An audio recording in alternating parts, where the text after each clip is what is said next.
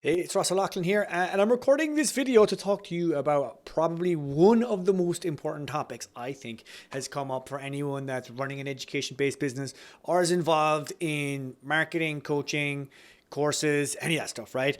Now, if you've been living under a rock, you might not have heard about it, but for the last few months, last 6 months to a year, AI has really entered into the space of creativity and it's really disrupting a lot of things. Now, over Christmas, the last few like month or so, you may have gotten to hear about GPT-3, ChatGPT, which is like this AI bot that you can essentially talk to and it's going to generate all this sorts of text for you. You may have used it. You may have seen everyone posting about it. I want to kind of just take all of the things that have been knocking around in the internet and kind of condense it here into like what's actually practically going to be useful for you.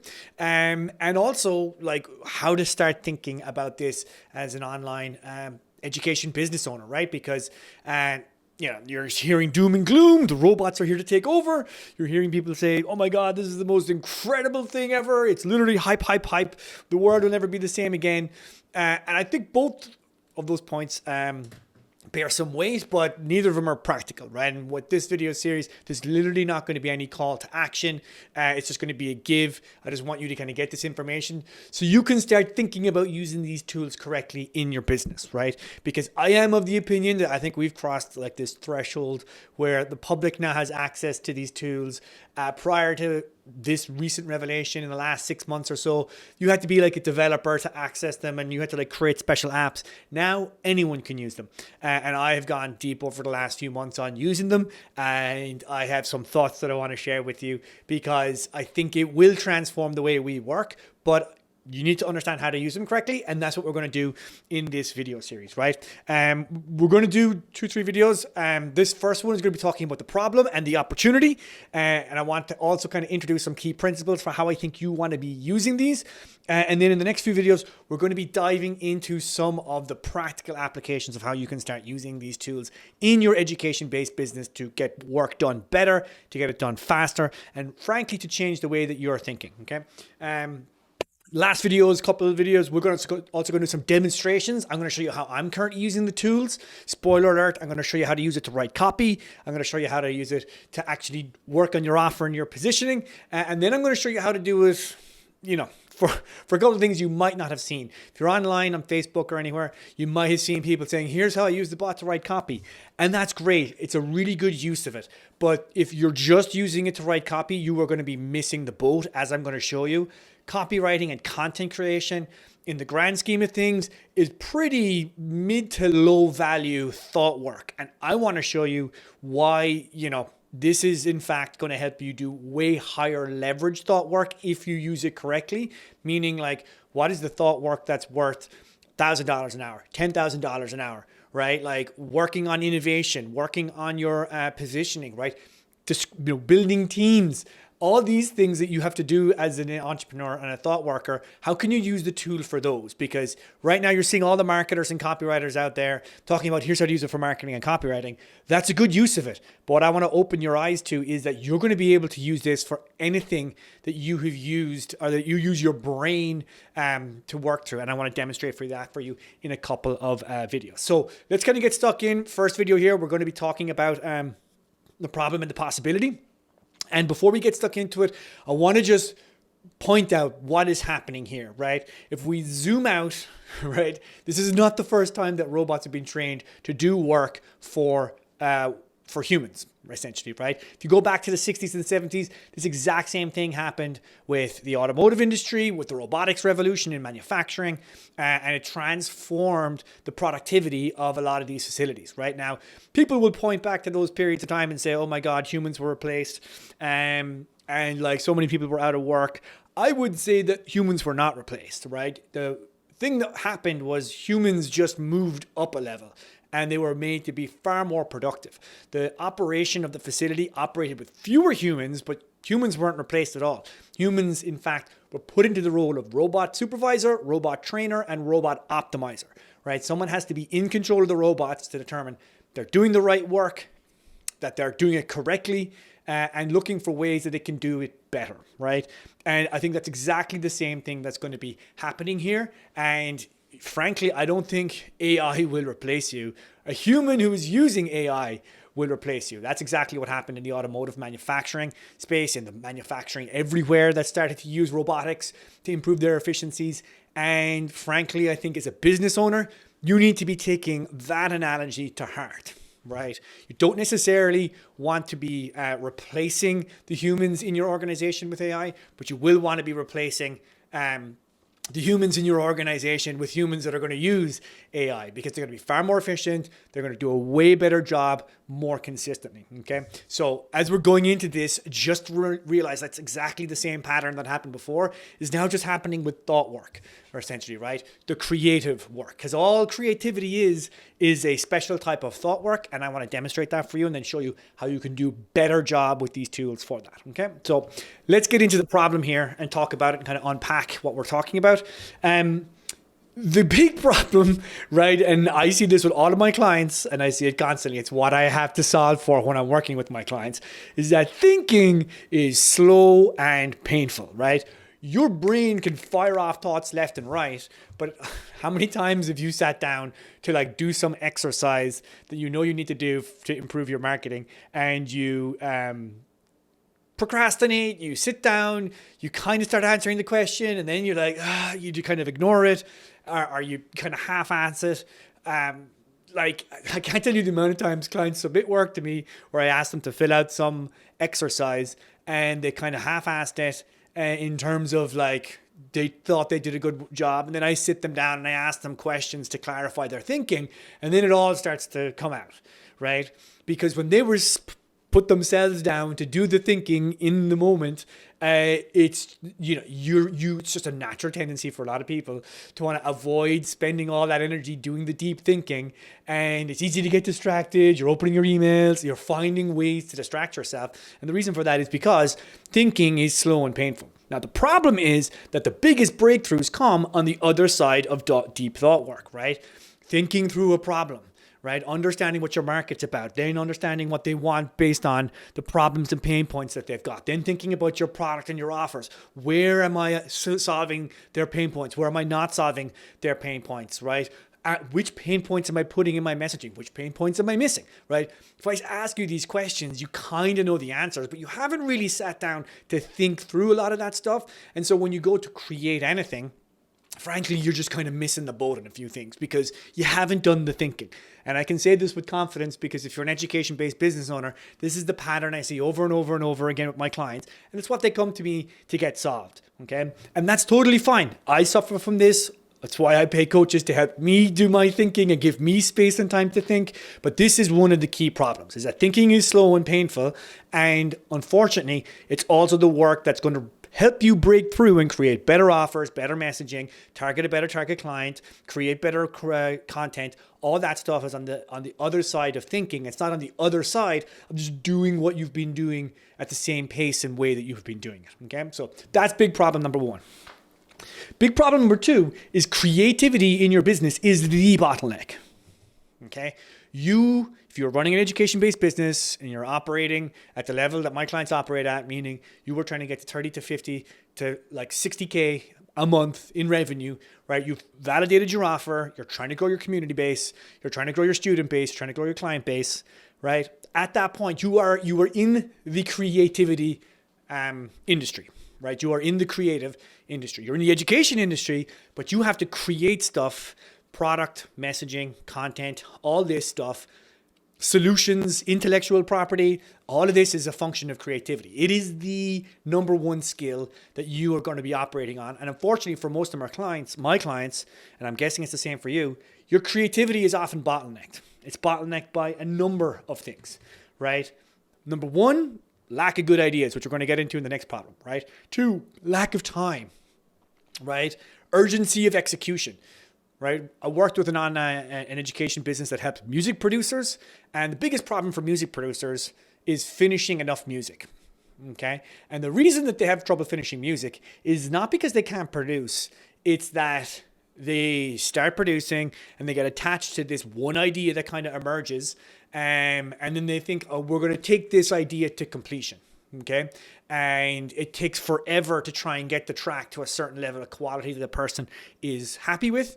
Unfortunately, sometimes that doesn't happen, right? And it doesn't happen because no matter how hard they try, no matter how technically good they are as music producers, they just, sometimes the idea in the track is not good enough, right?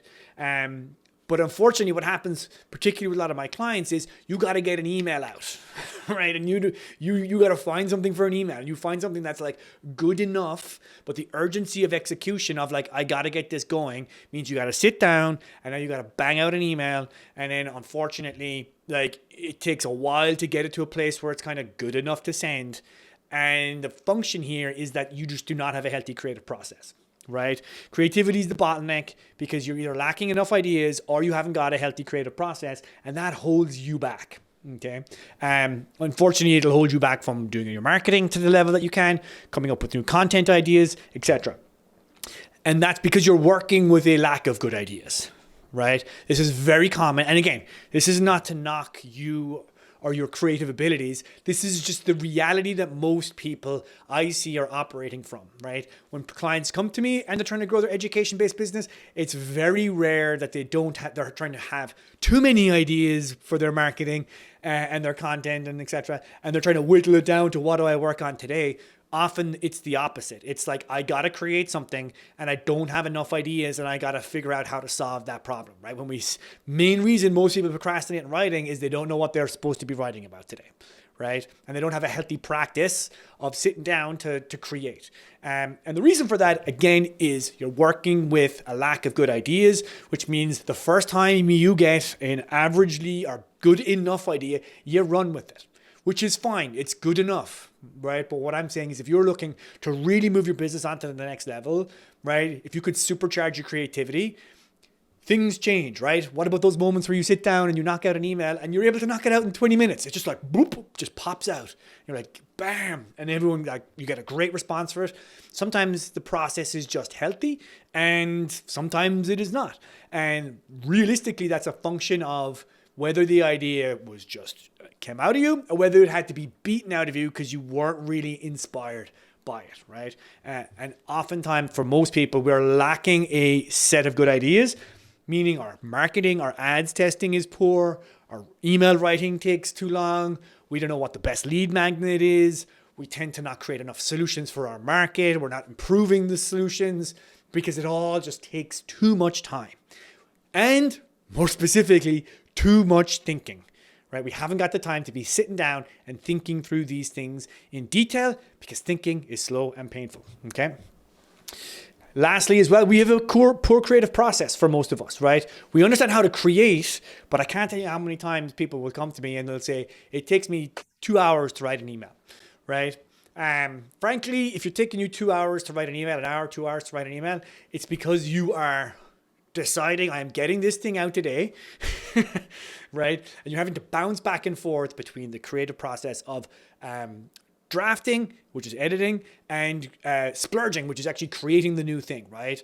The old expression, write drunk, edit sober, is an expression for like, you got to get the thing out and then you got to edit it. But those are two very different parts of the creative process. And it's very inefficient and unhealthy to be bouncing back and forth between the two. Right? It's like trying to drive a car where your foot is on the accelerator and the brake at the same time, right? If you want to get stuff done quicker in a shorter amount of time, I mean like clock time, like get your email written in half an hour, you need a better creative process, right?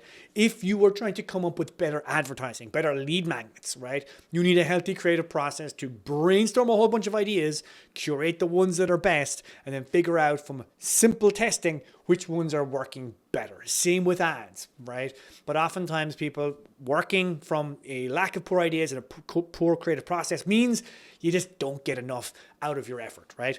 And this is the problem I think that most online education businesses are stuck with, right? Like we try to think and we assume my marketing system is not working.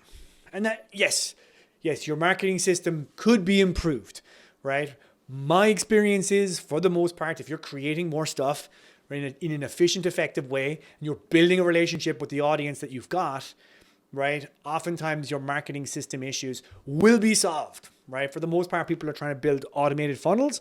I think if you just spent more time building trust and a relationship with people and consistently asking them, you don't need a killer funnel, right? You will win over time. But that is a function of you being creatively in the zone and outputting enough stuff to be able to do that sustainably, right? I'm not talking about you needing to create a daily email and a daily Instagram and a daily podcast, right? That's not necessary. But for you to really reach the people that you're looking for and build an engaged audience, we do have to have a consistency of high quality creative content coming out to keep people engaged, to share our authority and our expertise, and have people think, you know what, I think Mary has something to say about this. I should probably work with her at some stage. I should probably join her course that I've been thinking about joining for the last few months. Okay, so this is the problem, and I want to talk to you in the rest of this video about the possibility, right? What are these tools going to let you do? What is the possibility if you use them correctly? Well, to start, thinking is now going to be very fast, right? I'm not sure if you've experimented, particularly with GPT, which is the kind of generative text AI where you can say like, write an ad for my ebook and it will do it in like 20 seconds, right? Writing is thinking. Thinking is writing, right? I learned this from my aunt, who's an amazing university professor. I also learned it from a number of very, very smart people. If you want to be good at thinking, you have to be good at writing, and vice versa, right? Sitting down to write is the process of organizing your thoughts. And what I am discovering and what I'm seeing here, right, is these tools are going to allow you to get the thoughts out of your head way quicker and faster than anything else. Will they be precise and accurate and exactly what you're looking for? No, but it will generate the 80% output very, very quickly, as I'm about to demonstrate for you in an upcoming video. And you will be able to see where that thought is precise and imprecise and accurate and inaccurate. And you can very quickly adjust it and correct it, right? I'm going to show you that, in fact, these tools are going to basically be like thought calculators for your mind, right? I'm going to get more into that. I'm someone who's coming from an engineering background. I'll tell you, like, you need to be trained to think as an engineer and how to do the math. But as soon as you're trained to do that, you are relying on tools like calculators and Excel sheets to actually get the process done. These tools are going to be like that for thought workers like you, educators, people who are in the creative space, okay? So thinking is now going to be very, very, very fast if you use these tools, and your job is going to be to steer and correct the output to what matches your actual thought pattern, rather than having to drag the thought pattern out of your head, which, as we've said before, is slow and painful, okay? Next, right, your creativity is going to be 10x if you use these tools, right? I am making that claim on 10x, and I'm being conservative about it, right? Knowing what I know about the creative process, like, it will literally, these tools will be able to 10x your output if you use them correctly, right? You're going to be able to generate more ideas. You're going to be able to generate, like, and I mean, like, not even close to 10x. I'm talking, you could easily generate thousands more ideas in a fraction of the time that it would take you to do it normally, right? For headlines, for subject lines, for ebook titles, like, anything you can think of that you need to create, you're going to be able to create. These tools are going to be able to help you create way, way faster, right? Ideas for images, getting drafts for images, like, everything was going to be created at such a pace that you're not going to be able to, like, fathom it if you start using these tools correctly, right? Which is going to lead us to another problem, which is you're going to have adapt your creative process to deal with too many ideas, right? Before, we were operating with a lack of good ideas. Now you are going to have too many good ideas, which is fantastic in one sense, because now you're going to be playing the role of curator rather than creator, right? Which is great. It's phenomenal. It's a much easier job to curate and edit than it is to create from scratch. But you are going to have to adapt your creative processes to be able to process too many ideas, right? Or to deal with the massive amount of output these tools are going to be creating, are capable of creating for you, to be able to get these ideas working in your business. Because the danger here is you'll have too many ideas, but you're overwhelmed and you don't know which idea to work with, okay? But I would rather you have too many good ideas and you need help figuring out which idea is the best one to move forward, or what are the 3 ideas we want to be moving forward to test with, rather than taking one kind of half-baked average idea and trying to beat it into shape with some creative process, okay? So this is now going to be the possibility that you are going to have too many good ideas, which is great, but you are going to have to adapt to that reality. Meaning, last but not least, process will be king, okay? I have been, as I said, going deep on these tools for the last few months, particularly the image generation. And what I'm seeing is that people's processes for generating an intense number of iterations and variations of a single image and then picking the best one for the job is what leads to some absolutely incredible work, right? I've been following some very smart writers and some smart individuals using GPT-3. And what you notice is that having someone who knows the creative process for writing copy or writing an academic paper or anything, right? Someone who understands the process of doing those things is going to be far more proficient and effective with these tools than a newbie who has the exact same commands that the person is giving them. So I could give you my cues, I could give you my prompts for how to write incredible advertising, but if you follow those exact cues, you're not going to get as good a result as I would, for example, because I understand the process better. But you will be able to get a far better result than you would normally, okay? So you are going to have to understand your process more, and you're going to have to understand how do I adapt and create a healthy creative process, because it will now be the differentiator, right? Time invested and lack of good ideas, right, is not going to be the leverage point. What is going to be the leverage point now is how do you process those ideas, how do you move quickly, and how do you get outputs from these, and how do you adapt them for whatever your use case is. Writing emails, writing blog posts, right, writing Facebook posts, creating images for your Facebook posts, right? Whatever the process is for creating those things, you're going to have to learn it. You may not use all those outputs, but whatever ones you do, if you're watching this video, it's likely going to be emails, it's likely going to be ads, it's likely going to be lead magnets, and it's likely going to be content ideas for your product, right? For your trainings, for your client content, etc., for your newsletters, for your membership site, right? Understanding how to use these tools to create all that stuff is going to give you an absolute superpower, okay? So that's the outcome here that we want to be getting in this first video, which is going to be the problem and the possibility. What I want to talk you through now quickly before we get into the next video are the key principles for how you need to be thinking about using these tools. Okay, we're going to be diving into each of these key principles in the next video or two. I want to kind of give you the primer here on what they will be to kind of let you know what's coming up. First key principle is you're going to talk to these tools like they're an assistant, right? Particularly the GPT writing tool. As I'll demonstrate, like you literally want to treat this thing like it's a junior level writer or assistant who you were giving instructions to, right? It produces something for you and you go, okay, this is good, but we're kind of missing this bit and that part sucks. This is good, but add this, right? You know what needs to happen for a piece of work to change. It does not. So you basically need to talk to it like it's a real human and tell it what it is you want it to do to follow through on the process that you have defined to create something from scratch. Okay, so if you're working on an email, it's like, give me 10 ideas for an email. Great, we're going to use email 3. Fantastic. Outline that email for me. Okay, awesome. Give me 10 subject lines. Now give me 5 opening lines, right? You're going to be able to generate just a huge quantity of ideas, but you have to talk to it like an assistant to get the outputs that you're looking for. I'm going to show you how to do that. I'm going to give you some examples. But this is the key principle here, is talk to these AI tools like they're an assistant, right? Like I was talking to someone yesterday, right? It's like you have your own content sweatshop here with a high industrious person who never gets tired, who doesn't get insulted by your feedback and is able to produce and turn around work in like no time at all, right? That's really what we want to be going for. And it's what you're going to be able to do if you communicate with the tool like an assistant, okay? Next, you want to use it like a thought calculator, right? In that sense, right? I'm going to demonstrate this in a couple of scenarios, but like, for example, you can give it, let's say, here are the top 10 pain points from my target market, and you can give it that information.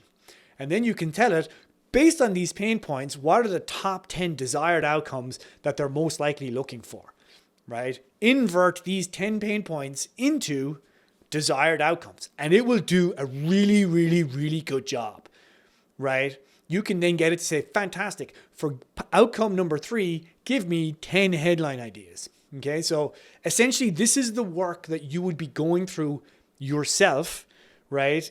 But sometimes sitting down to write 10 ideas on one headline, 10 headline ideas on one like desired outcome, or 10 headline ideas on one pain point, it's very taxing, right? For me, it's like doing mental math, right? Like if I have to sit down and actually do the arithmetic in my head, it takes me forever. If I can get into Excel or a calculator, I just go multiply by 3, divide by 4, and I get the result that I'm looking for. And I think if you start to see these tools and operate them like such, you are going to see that it's absolutely incredible, the efficiency at which it's going to help you move through your own thought work and thought process. And it's not just limited to copy, as I'll demonstrate in one of the future videos. There are ways you can use these tools beyond that are far more exciting, far more higher leverage and higher value for your organization. Okay.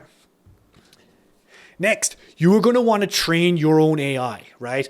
If you've messed around with ChatGPT 3, I'll demonstrate for you in an upcoming video how to do this, but sometimes it gets things wrong and you need to correct it, right?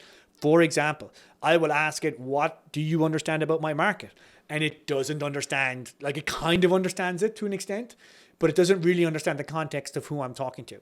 But if I give it a copy of my book, 70 pages of content, and then I ask it, now what do you understand about my market?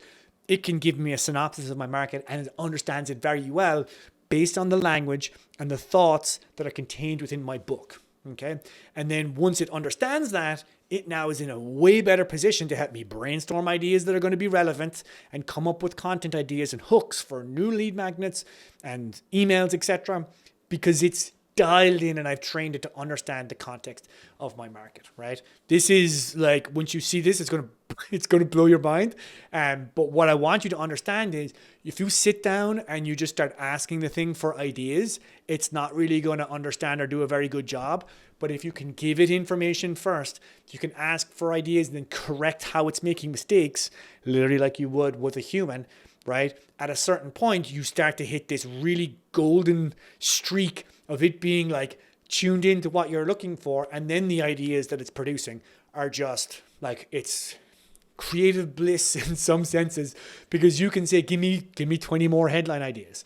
Give me another 20. Now give me 20 ideas that are the opposite of those ideas that you just gave me. And all of a sudden you have what? 60 headline ideas? I mean, how easy is it going to be to pick 4 of the best out of 60? And how quickly can you get to that point? I think you're going to be very excited about how to do that. But it all comes back to training your AI. You are not going to get good outputs from these tools if you don't know what you're looking for, and if you're not giving feedback to the AI about where it is and is not doing a good job. We'll talk more about this in an upcoming example as well. Okay. Next key principle. I've kind of alluded to this, but I want to put it here like as its own. But quality comes through quantity, right? I learned this from a creativity coach. I learned this from a music production coach. Same guy. He helped me both with music production and creativity. But he said, if you are looking to create good music, it is not about the ability to write a singular good song or track. If you sit down and try to write a good song or track, you most likely will fail. That's just the creative process. Most ideas are crap. Right? And that has no indication on your ability as a creator. It's just the reality of things, right? If you look at 80-20 distribution, Pareto's principle, right? Most of the outcomes, most of the good stuff, right, gets applied to very few examples, right? Take, for example, hit music. You listen to an album, right? On that album, there's probably only like 2 songs that really are the hits, okay? But what you don't realize is that there was probably 500 songs that were written in the lead up to just getting the 10 that are going to go on that album, right? If you want to create an album of 10 like good songs, the easiest way to do that is to write 500 or 1,000 songs and just pick the 10 best and put it on there, right? That's really, really the level of how top tier creative people operate. And you're going to be able to leverage this as the solution to a lack of good ideas very, very easily, right? You are going to be able to come up with a huge quantity of content ideas, of headline ideas, etc. And from that, the quality ones will emerge. They may not be ready to go in the exact form that the AI shows you or produces it for you, but you're going to see, oh my God, that's an awesome idea. I just need to change a few words, rework it a little bit, but the idea that it produced was the inspiration for where that's going to go. And I think you're going to be very excited when you see some of the examples I'm going to show in upcoming videos. Next, define your creative process, right? Whether this is for your marketing, whether it's for what you teach people, whether it's for what you do in your own back end, or whether you help people with, I don't know, curriculums or their own marketing, or helping people with coming up with food, nutrition plans. Like, you have a creative process for how you create the things that your students, clients, and customers need. And you're going to want to understand what that process is, because whatever it is you're creating, most likely these tools are going to help you do it much quicker, much faster, right? And the creative process applies not just to marketing, but also to like delivery-based content. You're going to want to understand those steps that you go through and map it out, because with that, you're really going to be able to accelerate the rate at which you're going to be able to create things, okay? So that's going to be one of the key principles we'll talk about. I'm going to show you the creative process I use, break that down for you, and it's going to be very, very exciting. So this is kind of just a quick intro video to kind of break it down. I'm going to shoot another video here in a little bit where we're actually going to walk you through how to use this to write an ad. I'm going to show you the latest ad that I wrote for my own marketing, and I'm going to show you the process I went through to develop this ad and the brainstorming for it. You're going to find it very, very, very exciting, but we're going to start pulling apart these key principles and showing you how to make them work for you so you can start using these tools yourself to create better, bigger, better stuff in your business. So I'm very excited. Check out the next couple of videos. They're going to be coming over the next couple of days. And it's been Ross O'Loughlin. If you have any questions, right, there's no call to action on these videos at all. It's just kind of a give. So if there's any questions you've got, hit reply. I'd love to hear how you're thinking about these tools, how you're using them. And if you have any questions, hit me up, okay? Otherwise, check out for the next video, and we'll talk to you soon.